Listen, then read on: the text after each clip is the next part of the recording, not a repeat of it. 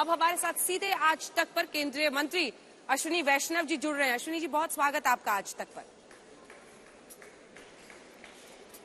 Sir, budget को लेकर प्रतिक्रियाएं अब एक एक करके आ रही है और विपक्ष की आलोचना के बीच अब आप लोगों ने मोर्चा संभाला है बजट को डिफेंड करने का। तीन बड़ी बातों के साथ शुरुआत करते हैं जिसके दम पर आप ये बताएं हमारे दर्शकों को कि वाकई ये अर्थव्यवस्था को सबसे तेज गति देने वाला बजट है। दूसरी तरफ जो तमाम चुनौतियां थी, महंगाई की, बेरोजगारी की, इसी के साथ अर्थव्यवस्था की, सेहत की, उस फ्रंट पर क्या हुआ है जिससे हम आशामय होकर आगे देखें। अश्विनी जी, देखिए, आप अगर इकोनॉमी का स्ट्रक्चर देखते हैं, आज हमारी इकोनॉमी का स्ट्रक्चर है, हम 232 लाख करोड़ की इकोनॉमी है, 135 करोड़ हमारी जनसंख्या है। नौजवान रोजगार के अपॉर्चुनिटीज, एम्प्लॉयमेंट अपॉर्चुनिटीज कैसे क्रिएट करेंगे? एम्प्लॉयमेंट अपॉर्चुनिटीज क्रिएट करती है जब नया इन्वेस्टमेंट आता है, नए प्रोजेक्ट होते हैं, नई फैक्ट्री बनती है, नई बिजनेस लाइंस होती है, नई डिजाइंस क्रिएट होती है, तो इस सब से एम्प्लॉयमेंट अपॉर्चुनिटीज क्रिएट करते हैं।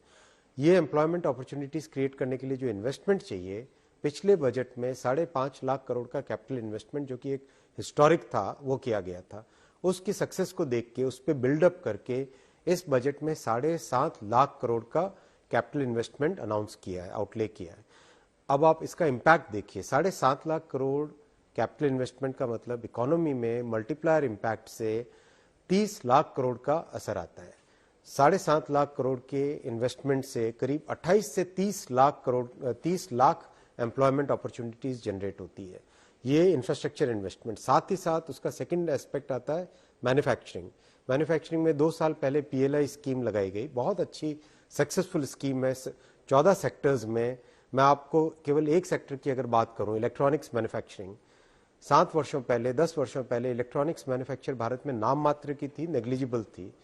आज ये संख्या 5.5 लाख करोड़ की इलेक्ट्रॉनिक्स मैन्युफैक्चरिंग भारत में पहुंच चुकी है, यानी $75 बिलियन। एम्प्लॉयमेंट कितना है इसमें? 22 लाख एम्प्लॉयमेंट है। अब इसकी कॉस्ट कॉम्पिटिटिवनेस, रेगुलेटरी इम्पैक्ट, सारे पे काम कर रहे हैं हम लोग, प्रयास कर रहे हैं, और अब इसको पहुंचाना है हमें $75 बिलियन से $300 बिलियन, यानी 22 लाख करोड़ तक पहुंचाना है। आप सोचिए, जो आज एम्प्लॉयमेंट इलेक्ट्रॉनिक्स मैन्युफैक्चरिंग में 22 लाख का है, वो कम से कम 3 से 4 गुना बढ़ेगा।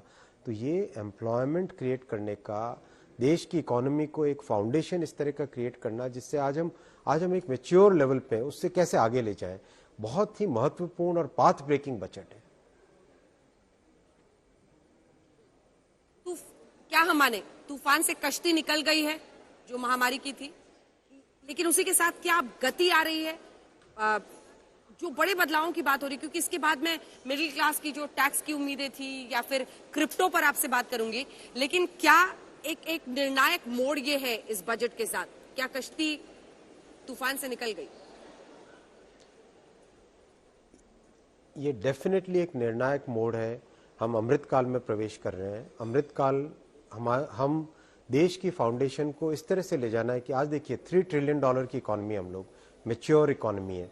इस इकोनॉमी को आप केवल शॉर्ट टर्मिज्म से हैंडल नहीं कर सकते, इसमें आपको लॉन्ग टर्म स्टेप हमेशा हमें लेने ही पड़ेंगे।